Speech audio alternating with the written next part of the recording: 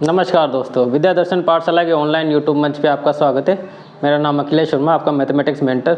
जैसा कि आप थंबनेल और मेरे सामने देख सकते हैं, आज अपन फंक्शन फलन के बारे में पढ़ेंगे।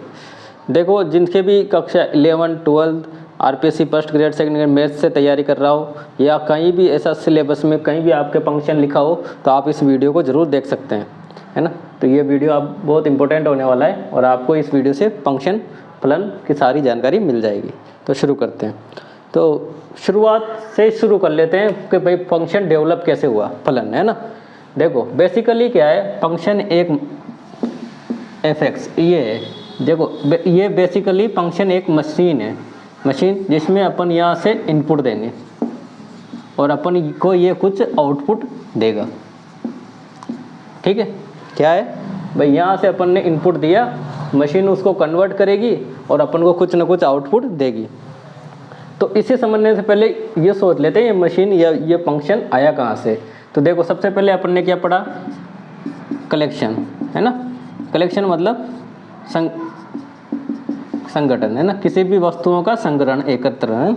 ये कब पढ़ा अपन ने, सेट थ्योरी में। सेट थ्योरी में क्या पढ़ा था कि collection of well defined element. तो वो क्या हो गया, जैसे ही इसमें वेल डिफाइंड जुड़ा यानी सुपरिभाषित जुड़ा तो क्या बन गया अपना वो सेट, समुच्चय। ठीक है। अब देखो जब एक सेट था तब तक तो ठीक था। अब एक सेट का दूसरे सेट के साथ कार्तीय गुणन यानी कार्टेशियन प्रोडक्ट लिया तो अपने पास क्या निकल के आया, एक रिलेशन। क्या निकल के आया, रिलेशन। ठीक है, बिल्कुल ऐसे ही आया ना। सबसे पहले अपने पास वस्तुओं का समूह था, कलेक्शन था। कलेक्शन को अपन ने वेल डिफाइन कर दिया, क्या मिल गया, सेट। अब सेट में जैसे ही कार्टेशियन प्रोडक्ट लगाए तो प्रोडक्ट से अपन को एक संबंध निकल के आया, जो फिर अपन संबंध को परिभाषित कर दिया उससे। अब क्या हुआ कि जो रिलेशन है अगर इसी को वेल डिफाइन कर दें, वेल डिफाइन कैसे कि वो कुछ इस तरह से डिफाइन करें कि वो सारे जो भी कंडीशन है ना वो फलन की पूरी कर दें, तो उन्हीं को क्या कहते हैं अपन, फंक्शन। देखो अभी कम आया होगा समझ में, बिल्कुल लॉजिकल बात थी, बिल्कुल सिंपल वाली। क्या था, सबसे पहले संगठन था, संगठन को वेल डिफाइन किया, मतलब समूह था, वेल डिफाइन किया, सेट बन गया, सेट, है ना। अब जैसे सेट का कार्टेशियन प्रोडक्ट लिया तो दो दो के जोड़े कर्मित युग्म अपन को मिले, तो उन्हीं में से अपन ने क्या निकाला था, रिलेशन, है ना। जैसे अपन ने निकाला भी था ना, आपने पिछली क्लास से देखी होगी। अब रिलेशन, अब इस रिलेशन को अगर मैं वेल डिफाइन कर दूं कुछ इस तरीके से कि वो फंक्शन की कंडीशंस को फुलफिल कर दे तो क्या हो जाता है, वो फंक्शन। ठीक है, तो देखो अब फंक्शन क्या करता है, वही काम, अपन ने यहाँ से इनपुट डाला, उसने फंक्शन ने कुछ ना कुछ करके कन्वर्ट करा और अपन को क्या दिया, आउटपुट। ठीक है, तो ये जो मशीन है, ये जो फंक्शन है, ये यही है। जैसे अब f(x) मैंने क्या मान लिया, यहाँ फंक्शन है, यहाँ से मैंने कुछ इनपुट दिया, वो अपन को कुछ आउटपुट देगा। तो ये किस प्रकार से, किसको फंक्शन कहेंगे किसको नहीं, सबसे पहले अब बात कर लेते हैं रिलेशन की, है ना। रिलेशन को अपन जानते भी हैं तो उस पर बात कर लेते हैं कि किसको फंक्शन कहेंगे किसको नहीं। ठीक है, तो इनको हटा देता हूँ अब मैं। अब बात करते हैं अपन रिलेशन की, ताकि फंक्शन अपने अच्छे से समझ में आए, है ना। तो ये था अपना रिलेशन। ठीक है, अब रिलेशन में क्या था, ये कोई ए और ये कोई बी, है ना। इसमें कोई एलिमेंट हो गया 1 2 3 और इसमें भी 1 2 3 या कुछ अलग जो भी है ना, ले लिए मैंने। अब ये इससे क्या कर रहा है, रिलेट। अब होता क्या था रिलेशन में कि कोई भी संख्या जुड़ जाती थी, है ना, यूँ भी हो जाता था, यूँ भी हो जाता था, है ना। पर फंक्शन क्या कहता है, फंक्शन यूँ कहेगा, अब फंक्शन अपनी खुद की डेफिनेशन क्रिएट करेगा ना, तो वो निकलेगा तो इसी में से। तो वो यूँ कहता है कि जैसे एक का एलिमेंट यहाँ क्या मिल रहा है, एक भी मिल रहा है, दो भी मिल रहा है, तो मेरे साथ ये नहीं चलेगा, है ना। पहली कंडीशन उसने ये रख दी, क्या रखा कि भाई जो सिंगल एलिमेंट अगर यहाँ है, देखो अब इनको, इन सबको क्या कहेंगे, तो इन सबको क्या कहते हैं अपन, प्रांत, है ना, डोमेन। भाई टर्मिनोलॉजी को भी सीखते जाएं साथ के साथ, क्या कहेंगे इनको, प्रांत। और ये क्या हो गई, इसका सप्रांत, कोडोमेन, सप्रांत, कोडोमेन। ये तो मैथमेटिकल टर्म है और जिसकी इमेज मिलती है वो क्या कहलाता है, प्रास। आगे और अच्छे से समझ में आ जाएगा, रेंज। ठीक है, अब इसने क्या कहा इसने यूँ कहा कि जैसे यहाँ एक की इमेज जो मिल रही है वो क्या मिल रही है, एक भी मिल रहा है और दो भी मिल रहा है, मतलब एक का तो एक के साथ भी रिलेशन है और एक का दो के साथ भी रिलेशन है।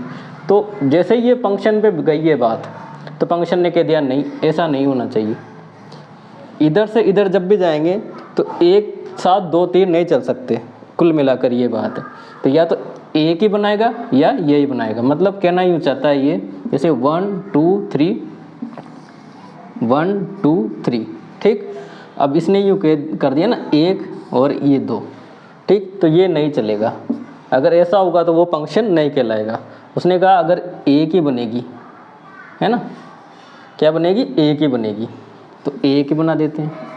तो ये डिफाइन हो गया ना इसी में से। तो इसने क्या कर दिया, अपनी कंडीशन रख दी, और कंडीशन के साथ ही अब अपन इसको आराम से क्या कह सकते हैं कि ये फंक्शन है, ठीक। अब देखो दूसरी बात, जैसे एक की दो मिल जाए, ठीक है, पर ऐसा हो सकता है कैसा कि दो की इमेज, मतलब दो अगर अवयव हैं, इधर दो एलिमेंट है, तो उनके सिंगल इमेज मिल सकती है, सिंगल चित्रण इमेज, है ना, मिल सकता है, ये चल जाएगा। क्या कहा, अगर इधर दो या दो से अधिक एलिमेंट्स की एक सिंगल इमेज मिल रही है तो वो तो चल जाएगी, पर क्या नहीं चलेगी कि एक की दो नहीं होनी चाहिए, ठीक। ये थी पहली बात। अब कुछ और कंडीशन देख लेते हैं। इनपुट देगा, फंक्शन कन्वर्ट करेगा, आउट मिलेगा, है ना। क्या थी पहली कंडीशन अपने पास, वही रिलेशन में से निकला है, इसलिए रिलेशन से ही समझ लेते हैं। ये ए और ये बी, 1 2 3, और यहाँ भी 1 2 3, ठीक है। जैसे ए भी कह सकते हो, कोई बात नहीं है, ए से ले लेते हैं। तो उसने क्या कहा, पहले तो 1 2 3 ये वाला फंक्शन है, ठीक है। दूसरी बात 1 2 3 1 2 3, ये ए और ये ए, फंक्शन को एफ से लिखते हैं ना। अब क्या हो गया, फंक्शन है ना, ठीक है। तो अब देखो, एक की दो पे, दो की तीन एक पे, और तीन की भी एक भी, ये भी क्या है, फंक्शन है। तो यहाँ लिख दूँ ये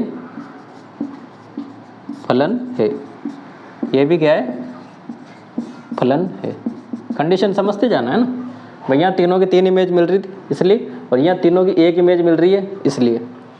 ये वाले एलिमेंट अभी टर्मिनोलॉजी से बताए थे मैंने, क्या है ये इसके प्रांत, डोमेन, और ये इसके क्या है, सप्रांत। चलो आगे बढ़ते हैं। अब सप्रांत देखो, ये पूरे तो क्या थे, सप्रांत। एक और बात यही समझ लेते हैं, और जो इमेज मिली वो क्या है, केवल ये, केवल इसकी बात करूँगा तो ये होगी अपनी परास, रेंज, ठीक। चलो दो कंडीशन तो मिल गई ना, तीसरी देखते हैं हम। तीसरा ए और ये बी, 1 2 3 1 2 3 फंक्शन, एक की तो एक से, दो की दो से, ठीक है। तीसरे की कोई इमेज नहीं मिल रही, तो ऐसे में क्या होता है, ये फंक्शन नहीं कहलाएगा, फलन नहीं है।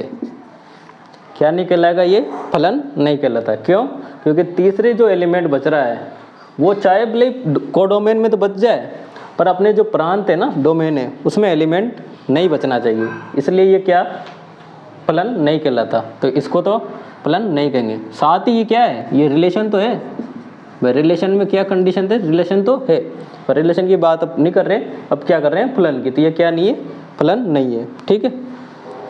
अब ठीक वैसे ही जो अभी लास्ट में मैंने समझाया था, ए और ये बी, 1 2 3 ए, 1 2 3, तो एक की इमेज और एक की दो इमेज, बाकी बोले तीन की दो की, पर एक सिंगल एलिमेंट की अगर दो इमेज मिल रही है, इसको इमेज भी कहते हैं ना, रेंज से, इसको ध्यान भी रख लो, मैं इमेज बोल रहा हूँ तो इमेज या पति चित्रण, है ना।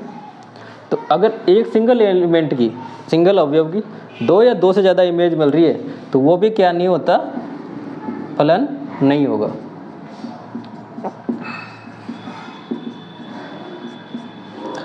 तो इस तरह ये चार कंडीशनों में अपन फलन को भी समझ सकते हैं बिल्कुल। क्या थी पहली, सिंगल की सिंगल कम से कम मिले, सिंगल नहीं मिले तो 3-4 एलिमेंट की भले ही एक मिल जाए, 2 या 2 से ज़्यादा एलिमेंट की एक मिल जाए, पर कम से कम एक इमेज मिलनी चाहिए। सारे एलिमेंट कोडोमेन मतलब डोमेन के सारे एलिमेंट्स की कुछ ना कुछ इमेज डोमेन में होनी, कोडोमेन में होनी चाहिए, ठीक। और एक से ज़्यादा होने पर वो भी फलन नहीं कहलाएगा। तो ये 2 फलन नहीं थे, इन 2 फलन है। ये कौन से मैपिंग डायग्राम से अपन आराम से समझ सकते हैं, ठीक है। अब बात करते हैं लाइन टेस्ट की, है ना। अब बात कर लेते हैं लाइन टेस्ट से पहले, अब जो किताबी डेफिनेशन होती है ना फलन की, वो कर लेते हैं। तो सबसे पहले फलन को एफ से लिखा जाता है, ठीक है। एफ क्या होता है, ए से बी में। कैसे लिखते हैं, एफ ए से बी में। अब जो एलिमेंट है, कोई सेट है ये ना, ये इसके जो एलिमेंट है अवयव, इसके अवयव क्या कहलाएंगे, तो इसके अवयव कहलाते हैं प्रांत या डोमेन, ठीक है। क्या कहलाएंगे इसके अवयव, प्रांत। ठीक वैसे ही जो बी है, बी के अवयव क्या कहलाएंगे अपने, सहप्रांत यानी को डोमेन। ए के सारे अवयव क्या कहलाएंगे, डोमेन। बी के सारे अवयव क्या कहलाएंगे, को डोमेन। साथ अब देखो इन दोनों में से ना, जैसे ये था ना, इसके सारे अवयव, ए के सारे अवयव तो क्या कहला दिए, ये वाले। बी के सारे अवयव क्या कहला दिए, ये। पर इसमें से कुछ अवयव जिसकी इसमें क्या मिलेगी अपन को, इमेज मिलेगी ना, तो ये अवयव क्या कहलाते हैं, रेंज, प्रास, ठीक है। बिल्कुल आसान था। ए के सारे अवयव प्रांत, बी के सारे अवयव सप्रांत, और जो अवयव जिनकी इमेज प्रतिचित्रण मिल रहा है अपन को ए से बी में, है ना, जो वैल्यू मिल रही है बस केवल वो, बाकी पूरा नहीं, कुछ ही मिलेगा। जो कुछ छूट भी जाएंगे, बहुत सी बार पूरा भी मिल जाएगा पर छूटेंगे ये सही, तो वो क्या कहलाता है, प्रास। अब कंडीशन हो सकती है या तो सप्रांत यानी कोडोमेन बराबर भी हो सकता है प्रास के, या फिर सप्रांत हमेशा बड़ा हो सकता है ना, प्रास से। तो ये 2 कंडीशन मिलती है। जब बराबर होगा तो वही सप्रांत रहेगा, वही उसकी प्रास रहेगी, ठीक। अब कोई भी फंक्शन होगा, फंक्शन है तो उसका ग्राफ भी होगा, तो उसका ग्राफ जैसे ही पता चलेगा अपन को, वैसे ये आगे आता, पर मैं यही बता देता हूँ कि फलन का कैसे पता लगा सकते हैं अपन फंक्शन का। कि अब अपने पास क्या है, y = f(x) रहेगा, और f(x) क्या है, फलन है। अब अपन को चेक करना है ये फलन है कि नहीं है। पहले सबसे बड़ी बात तो यही है ना, ये जो f(x) है अपनी मशीन है, ये वास्तव में फंक्शन है कि नहीं है, ठीक है ना। तो क्या करना है इसके लिए होता है y एक्सिस के पैरेलल लाइन टेस्ट, है ना। कैसे लगाओगे, देखो जैसे ये ग्राफ हो गया, x y x dash capital में ले लेते हैं, x y x dash y dash, ठीक है। अब मैंने कोई ग्राफ ले लिया, जैसे ही ले लिया ये, इस ग्राफ को बताएंगे आगे क्या है, कौन सा नहीं, मॉडुलस ग्राफ है ना, मापांक फलन का। अब मैंने क्या किया, y एक्सिस के पैरेलल कोई लाइन खींच दी, ये लो, है ना। अगर ये लाइन उस कर्व को, ये क्या कर दिया मैंने, f(x) हो गया, y = f(x) है ना, उस कर्व को केवल एक जगह काटेगी, क्या, y एक्सिस के पैरेलल जब भी लाइन खींचूंगा, y एक्सिस के पैरेलल ये y एक्सिस केवल एक जगह काटेगी, केवल एक जगह, है ना। तो ये क्या होता है, ये फलन है ना। हमेशा लाइन टेस्ट से पता लगा सकते हैं कि फलन कौन से हैं कौन से नहीं है। क्या किया, जो भी लाइन खींची वो अगर ग्राफ को एक जगह काट रही है तो फलन है। जैसे और एग्जांपल ले लेते हैं। अब मैंने ले लिया ये सर्कल, है ना, इसको जानते भी हैं अपन, ये हो गया f(x), y = f(x). अब मैंने लाइन टेस्ट किया, y एक्सिस के लॉन्ग लाइन खींच दी, लाइन खींचने पर क्या मिले, अब मुझे 2 पॉइंट मिल गए, ठीक है ना, 2 पॉइंट दिख भी गए। तो अब मैं कह सकता हूँ आराम से कि मुझे तो पता है लाइन टेस्ट y एक्सिस से पैरेलल खींचनी है, खींच ली, और जैसे ही खींचा तो क्या मिलने चाहिए थे, 1 पॉइंट, पर मिल क्या रहे हैं, 2। तो 2 मतलब ये फलन नहीं है, तो ये कुछ ऐसा हो गया, फलन नहीं है। तो ये कुछ ऐसा ही तो हो गया कि मान लो मैं x का बराबर कोई एक वैल्यू रख रहा हूँ, x बराबर a रख रहा हूँ, है ना, तो मुझे y की दो दो वैल्यू मिल रही है, y की दो दो वैल्यू मिल रही है। कैसे भाई, ये y की दो वैल्यू तो है, ये x बराबर यहाँ कुछ है, मैंने x बराबर यहाँ a मान लिया, तो ये y की एक तो यहाँ मिल रही है मुझे y1, और एक जो नेगेटिव साइड मिल रही है ये y2, तो y की दो वैल्यू। तो ये कुछ वैसा ही हो गया ना, जैसे एक की दो इमेज मिल रही थी अपन को, एक और दो, तभी कह दिया था कि ये फलन नहीं है। तो लाइन टेस्ट से अपन सीधा पता कर सकते हैं कि कौन सा फलन है कौन सा नहीं है। तो अब तक पढ़ लिया अपन ने, क्या क्या पढ़े, सप्रांत, प्रांत और कोडोमेन, और ये लाइन टेस्ट और मैपिंग से भी मैंने आपको समझा दिया। अब बढ़ते हैं आगे। तो अब अपन बात कर लेते हैं फंक्शन की। फंक्शन में भी अलजेब्रा है ना, बीजगणित, इसके क्या क्या इसमें संक्रियाएं वगैरह ऑपरेशंस लगते हैं वो देख लेते हैं, है ना। तो अलजेब्रा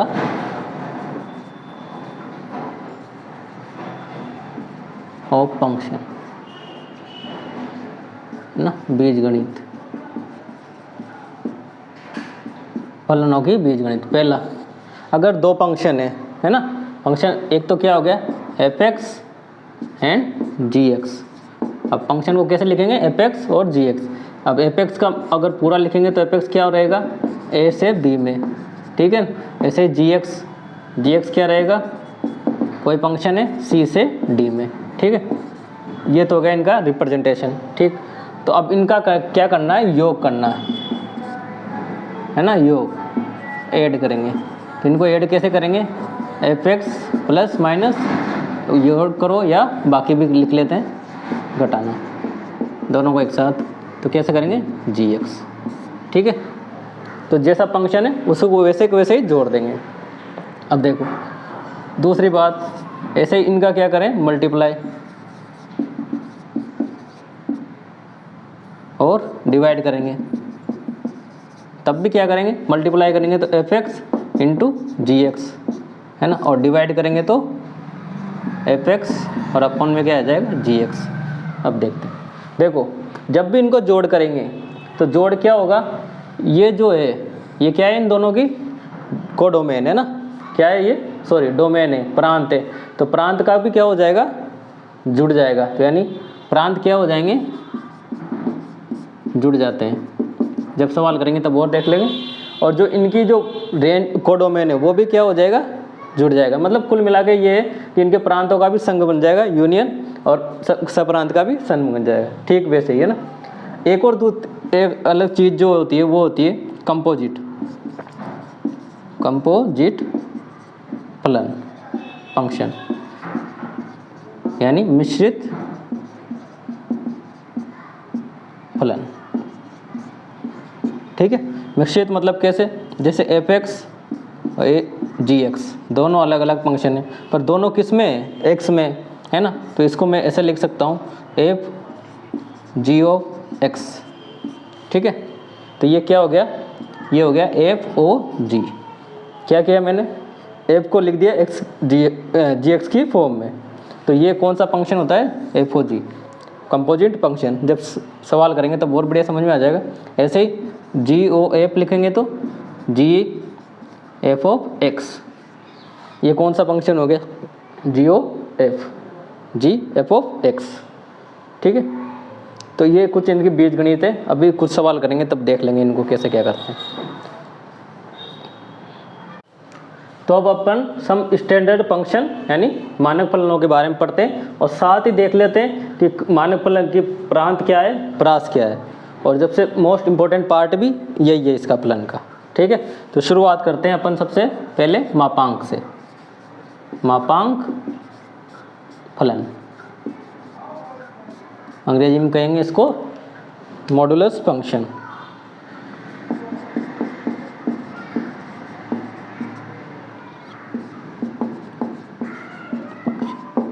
देखो कईयों ने इसके बारे में सुन भी रखा होगा। क्या होता है, ये कुछ ऐसा होता है ना। और क्या करता है, इसके अंदर कोई भी नेगेटिव वैल्यू दे दें तो वो क्या कर देगा, उसको पॉजिटिव बना देता है। जैसे अब इसको फंक्शन में लिखेंगे तो y = f(x), ठीक है। और f(x) क्या है, मापांक है, तो इसको डायरेक्ट मापांक में लिख देते हैं, है ना। तो y equal to mod of f x, ये हो गया अपना मापांक फलन। चलो इसको समझते हैं, एक लाइन ले लेते हैं y इक्वल टू एक्स से, है ना।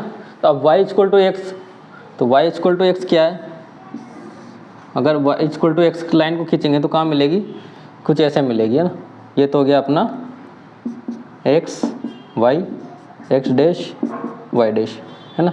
और y equal to f x line को सबका पता भी होगा,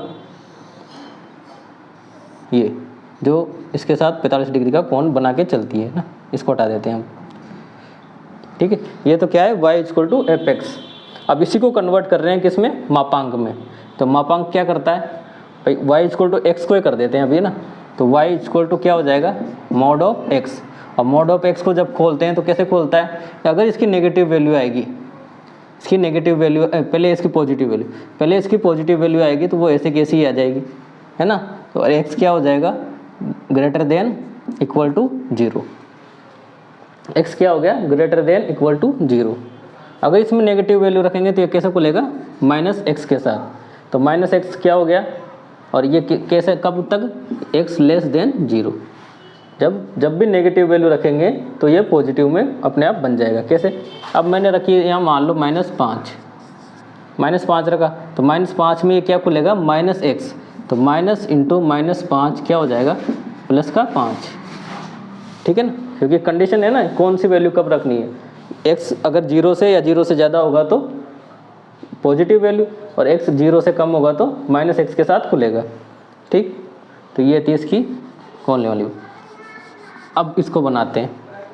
अब क्या बात आ गई, बात आई कि अब ये तो y equal to f x, तो ये है y इक्वल टू एक्स है ये। तो अब क्या करना है, तो y इक्वल टू एक्स तो ये है ना। अब क्या करते हैं, इसका मोड लगाते हैं। तो मोड लगाने पे होता क्या है, जो भी नेगेटिव वैल्यू मिल रही है ना, जो भी नेगेटिव वैल्यू मिल रही है वो क्या हो जाएगी, पॉजिटिव। तो वो कहाँ चली जाती है, ऐसे सिमेट्रिक ग्राफ मिलता है इसका। और इसको क्या करते हैं, या तो हटा ही देते हैं क्योंकि अपना मोड से ही काम है ना। देखो जो भी नेगेटिव वैल्यू थी वो y एक्स के सिमेट्रिक थी, मतलब y एक्स को अगर एक मिरर मान लें तो जो भी लाइन आ रही थी ना उस मिरर के रिफ्लेक्ट हो जाएगी, कैसे, मिरर इमेज बना देगी y एक्सिस से रिलेटेड। तो जो भी नेगेटिव वैल्यू थी वो कहाँ चली गई, पॉजिटिव में, ठीक है। तो ये हो गया अपना मोड एक्स का ग्राफ। कैसे बनाया, जो भी नेगेटिव वैल्यू आ रही थी उसको क्या कर दिया, पॉजिटिव, और y एक्स के अलोंग किया इसलिए ऊपर चला गया फिर, ठीक है। अब बात आती है इसकी रेंज और डोमेन की। सबसे पहले इसकी बात करते हैं डोमेन, है ना, प्रांत। तो इसके प्रांत कैसे निकालेंगे, अब ये देखो, ये जो भी ग्राफ मिल रहा है ये हर ग्राफ में होगा, है ना। प्रांत निकालने के लिए अगर अपन को ग्राफ पता है तो अपन ये देखना है कि वो जो एक्स एक्सिस के अलोंग है वो ग्राफ कहाँ से कहाँ तक जा रहा है। क्या देखना है, एक्स एक्सिस के अलोंग ग्राफ कहाँ से कहाँ तक जा रहा है। तो इसमें पता चलेगा कि जो एक्स एक्सिस के अलोंग है ये माइनस इनफाइनाइट से इधर प्लस इनफाइनाइट, यानी पूरा एक्स एक्सिस इसके कंट्रोल, मतलब इस पर आ रही है। दूसरी बात, यहाँ पे प्रोजेक्शन से देख लेते हैं, क्या ऊपर से प्रोजेक्शन डालेंगे तो जो इसकी जो भी इमेज है वाई एक्स एक्सिस पे वो बन रही है कि नहीं बन रही, तो वो अपन को दिख जाता है, ठीक है। तो इसकी जो रेंज क्या हो गई, वो रियल नंबर हो गई, है ना। डायरेक्ट रियल नंबर लिख दो, या फिर अंतराल में लिखोगे तो क्या लिखोगे, -∞ से +∞, या फिर -∞ से +∞, अंतराल के रूप में ये हो गए, ठीक है। ऐसे ही अब बात आती है डोमेन की, सॉरी रेंज की, रेंज प्रास की।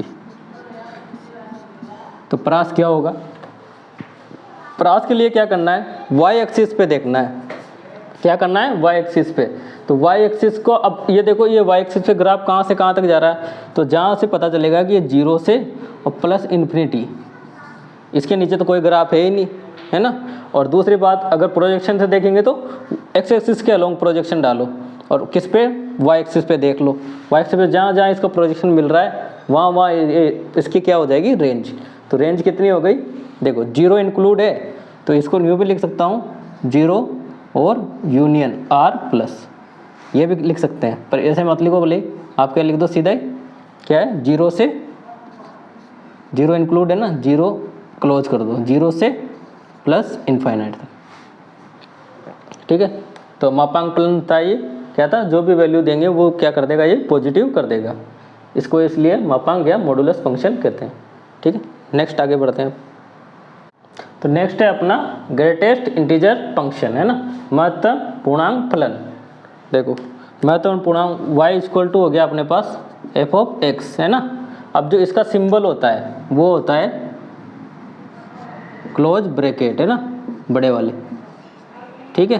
तो इसको लिखेंगे अपन इसमें f ऑफ x, ठीक। तो ये इसका क्या हो गया, रिप्रेजेंटेशन हो गई। अब ये फलन करता क्या है, तो इसी फलन को एक और नाम दिया गया है स्टेप अप फंक्शन, यानी स्टेप अप क्यों कहा गया अभी पता चल जाएगा आपको। देखो ये फलन करता क्या है, कोई भी अगर वास्तविक संख्या है ना, कोई भी वास्तविक संख्या, इसमें क्या होती है, इनपुट होती है, इनपुट दिया तो उसको ये चेंज करके क्या देगा अपन को, आउटपुट। तो जो आउटपुट मिलेगा वो हमेशा अपन आपको क्या मिलेगा, इंटीजर। बस यही ध्यान रखने वाली बात है भाई, इसमें जो भी आउटपुट मिलेगा वो क्या रहेगा, एक पूर्णांक संख्या रहेगी, है ना। अब जैसे मान लो इधर से मैंने एक इनपुट दिया, मतलब x बराबर क्या रख दिया, 1, तो एक तो पहले ही इनपुट पूर्णांक है, तो क्या मिल जाएगा अपन को, 1 मिल जाएगा, ठीक। फलन ये तो काम करता है, अपन इनपुट देंगे वो आउटपुट देगा, ठीक है। अब मैंने x की जगह 1 की जगह 1.1 कर दिया, है ना, एक रियल नंबर ही है ना। अब जैसे रियल नंबर इसमें रखेंगे क्या हो गई, 1.1, तो 1.1 का अब चला गया फंक्शन के अंदर, तो ग्रेटेस्ट इंटीजर लगा दिया। अब लगाने के बाद ये क्या आउटपुट देगा अपन को, ये देगा आउटपुट 1। क्यों दिया, क्योंकि ये फंक्शन ही यही काम करता है, क्या करता है, ये महत्तम पूर्णांक को पकड़ता है और उसी को बाहर निकालता है, बाकी जो भी पॉइंट वगैरह में जो भी संख्याएं रहेंगी उनको क्या कर देगा, खत्म कर देगा। जैसे मान लो मैंने दिया x इक्वल टू पाई, है ना। अब पाई का मतलब क्या है, 3.14, इतना तो है ही सही अपन को याद, है ना, ठीक है ना। इसको मैंने डाल दिया, क्या किया, 3.14। अब आउटपुट में क्या मिला अपन को, पॉइंट छोड़ दो, है ना, ये कह रहा है ये पॉइंट छोड़ दो, क्या मिलेगा अपन को, मिलेगा आंसर 3।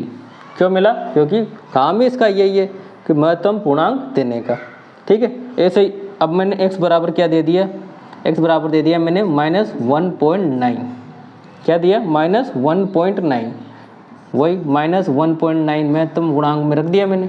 अब मुझे आउटपुट क्या मिलेगा, तो अब देखो, अब इसका महत्तम पूर्णांक कौन सा रहेगा, क्या -1 रहेगा या फिर -2 रहेगा, यहाँ कन्फ्यूजन होता है। तो इसका महत्तम पूर्णांक मतलब जो इससे छोटा होना चाहिए, क्या था, 3.14 से छोटा क्या था 3, 1.14 से छोटा क्या था 1, तो इससे छोटा रहना चाहिए। तो -1 लेते हैं तो वो तो हो जाता है गड़बड़, गलत, है ना। क्या होता है फिर, वो फिर अपना आंसर आता है -2, जो कि सही रहता है ना। ऐसे ही मान लो x बराबर, अब मैं 9.9999 लेके माइनस लगा दूँ, उसको रखूँ, तो क्या आउटपुट मिलेगा, अब आराम से आप देख सकते हो -10 मिलेगा, क्योंकि इससे छोटा वाला जो भी पूर्णांक पास में वो अपन को मिल जाता है, ठीक है। ये तो थी समझने वाली बातें। अब बात करते हैं इसके ग्राफ की, ताकि इतने सारे न लिख के अपन को सीधा ग्राफ याद रह जाए, ठीक है ना। अब इंटरवल बना लेता हूँ मैं। इंटरवल कैसे, जैसे पहला इंटरवल मैंने बना लिया, क्या किया, 2 तो ले लिया और 1 को क्लोज कर दिया, है ना। 2 तो पूरा ले लिया, 1 को क्लोज कर दिया, तो इसकी वैल्यू क्या आएगी, सॉरी 1 को तो पूरा ले लेते हैं और शुरुआत करते हैं 0 से, कट कर दो, ठीक है। तो अब करते हैं इसका इंटरवल ले लेके, कैसे, जैसे मान लो मैंने ले लिया 1, है ना, तो 1 को तो क्या करूँगा मैं, क्लोज से, और 2 को कर दूंगा ओपन। तो ऐसी सारी संख्याओं का आउटपुट क्या मिलेगा मुझे, हमेशा 1 मिलेगा, ठीक है। ऐसे ही 0 और बड़ी संख्या को कर दिया क्लोज, तो कितना आउटपुट मिलेगा मुझे, 0, ठीक। और ऐसे ही मैंने कर लिया -1 और बड़ी संख्या क्या ले ली, 0। अब मुझे आउटपुट क्या मिलेगा, -1, -2 और -1 को ओपन कर दिया, तब आउटपुट क्या मिलेगा मुझे, -2। बस इनको ध्यान में रख के अपन फिगर बना लेते हैं, मतलब इसका ग्राफ ड्रॉ कर लेते हैं, ठीक है। ये हो गया x,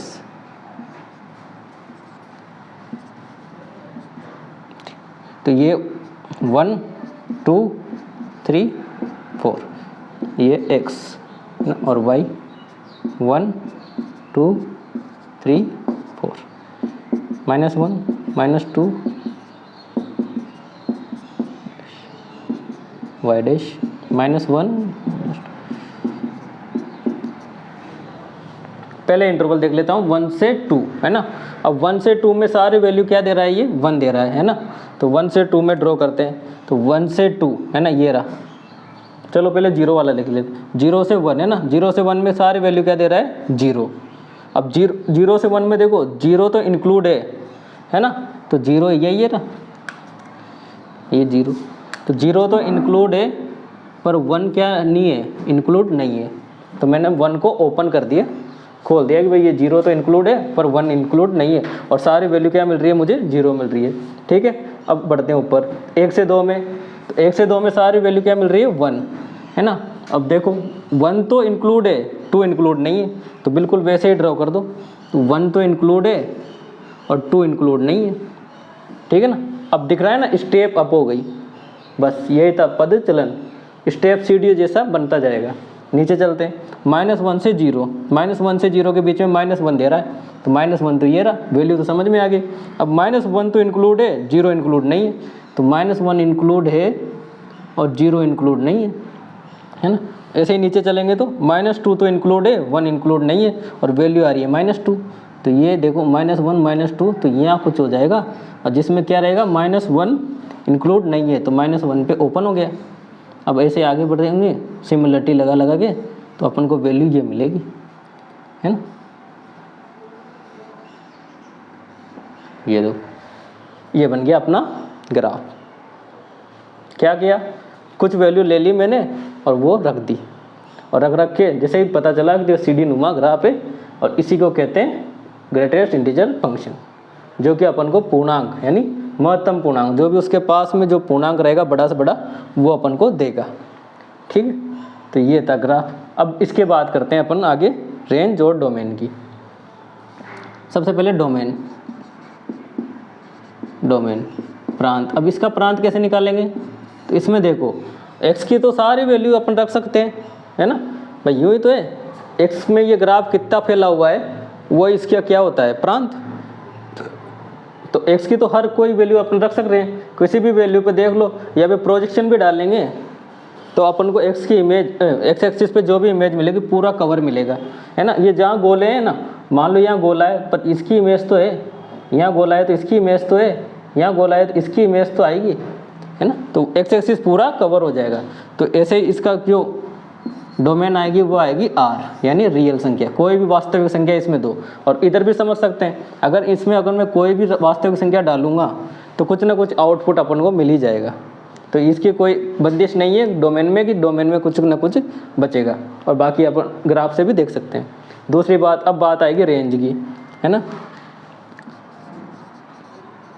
रेंज, परास। अब देखो परास में जरूर गड़बड़ है। क्या गड़बड़ है, अगर मैं प्रोजेक्शन में डालूंगा तो मुझे काफ़ी बीच बीच में छोटी जगह मिलेगी, है ना, जहाँ मुझे कोई इमेज नहीं मिल रही, मतलब खाली जगह मिलेगी। तो ऐसे करके मुझे जो भी इमेज, मतलब जो भी मुझे प्रोजेक्शन मिलेगा वो कहाँ मिलेगा, इन इंटीजर्स पे, है ना, इन इंटीजर्स पे। तो बस यही इसकी क्या हो जाएगी, परास हो जाएगी। तो परास क्या हो गई इसकी, इंटीजर,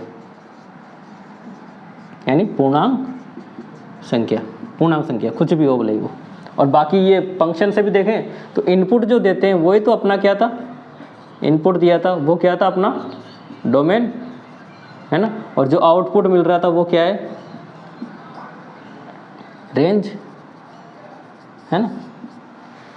रेंज देख लो क्या मिल रहा है, हमेशा इसमें तो पूर्णांक मिलता है, तो इसीलिए ये क्या हो गई, पूर्णांक इसकी क्या हो गई, रेंज हो गई। और इसी को इंग्लिश में कह देंगे अपन इंटीजर। तो आई होप ये समझ में आ गया होगा आपके, ठीक है। तो आई होप आपको सब कुछ समझ में आया होगा। नेक्स्ट क्लास, नेक्स्ट वीडियो में मिलते हैं। तब तक इसको देखें, शेयर सब्सक्राइब जरूर करें, अच्छा लगा हो तो लाइक करें। और मुझे आपने सुना इसके लिए धन्यवाद, थैंक यू।